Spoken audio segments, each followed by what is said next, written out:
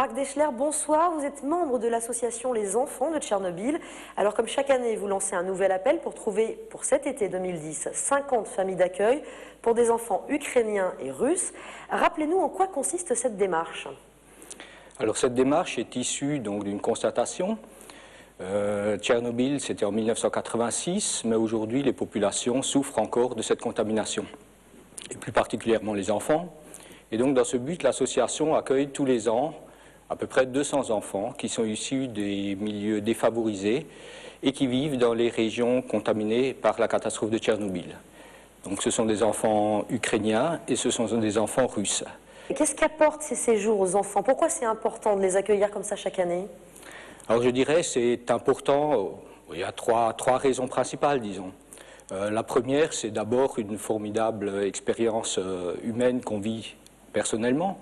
La deuxième, c'est également, bien sûr, quelque chose de fantastique pour l'enfant qui va quitter sa région et qui va arriver dans un pays qu'il ne connaît pas et où il aura tout à découvrir.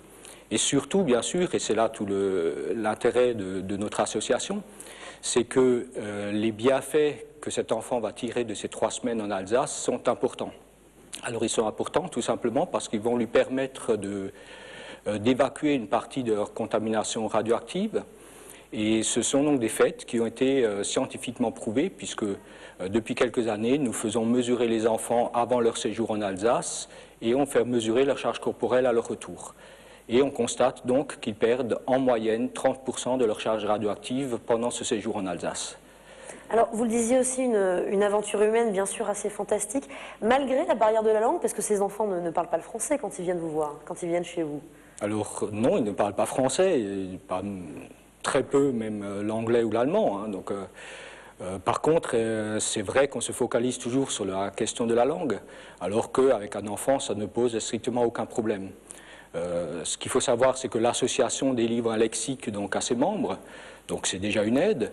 Et puis après, il y a le côté relationnel qui fait beaucoup, c'est-à-dire avec des gestes, avec des dessins, on arrive très bien à s'expliquer.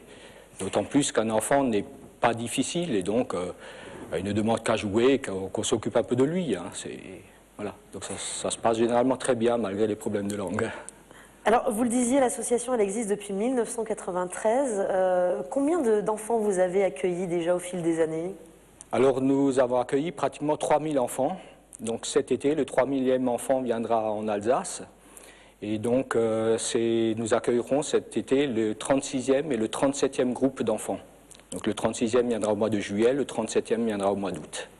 Alors, si les familles qui sont en train de nous écouter sont intéressées par cette démarche, justement, comment elles font pour rentrer en contact avec vous, pour dire, voilà, moi j'accepte de recevoir un enfant cet été?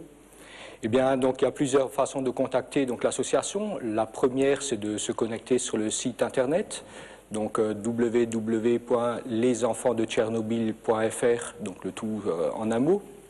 Vous pouvez également contacter l'association par téléphone, donc en contactant Marie-Christine Klein qui s'occupe plus spécifiquement des accueils, au 03 89 56 36 51. Quelles sont les autres actions que mène l'association en dehors de cet accueil régulier chaque été? Alors l'association vient bien sûr en aide aux enfants, mais a je dirais une action un peu plus globale, dans la mesure où nous aidons également donc, un internat en Ukraine, à Vovkiv. Nous aidons également un hôpital à Novosibkov en Russie et nous effectuons des opérations d'aide alimentaire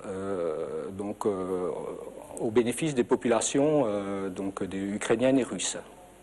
Et chaque année, vous avez un autre rendez-vous aussi dans l'année, c'est au mois de... Alors je ne sais plus, c'est à Pâques, c'est ça? Oui, c'est ça. Alors un grand moment de notre association, c'est effectivement l'opération 10 000 œufs pour les enfants de Tchernobyl. C'est une opération qui se déroule dans les 3 semaines qui précèdent Pâques.